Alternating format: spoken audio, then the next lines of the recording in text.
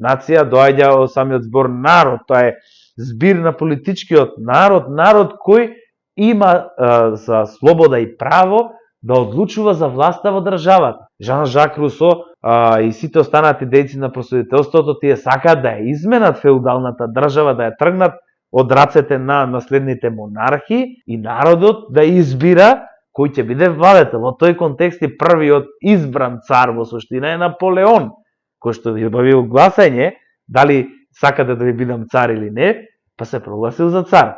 И тука е таа оригинално значење, политичко значење на нацијата.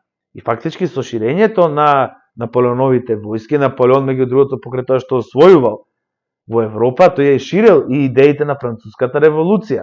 Значи идеите на француската револуција се пред се братство, еднаквост и слобода. Самиот Наполеон ќе формира некаде дури и фиктивни републики, ќе се обиде да креира нации, значи некакви полузамислени републики, неколку ќе ги има само во Италија, каде што ќе успее да ги освои.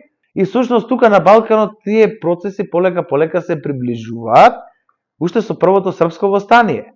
Со првото српско востание 1804 година сите тие приказни полека се привлекуваат кон Балканот